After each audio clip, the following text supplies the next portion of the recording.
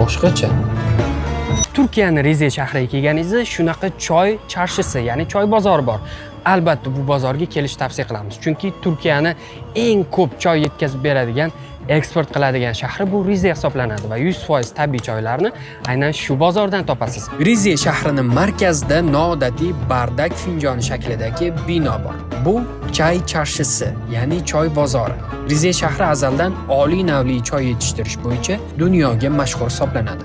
Rizega kelganingizda betakror tabiatdan tashqari choy plantatsiyalariga ham ko'zingiz tushadi. Oliy navli turk choylari bir bozorda jam bo'lgan. Bu bozorcha Trabzondan Rizega kelganingizda Rize avtovokzali bilan 200 metr uzoqlikda markazda joylashgan. Bu bozorcha aynan choy sevarlarga juda mashhur. Tatib ko'ramiz. Bismillah. Mazasichi hozir sizlarga tasvirlab beraman. Odatiy biz ichadigan choydek emas, boshqacha.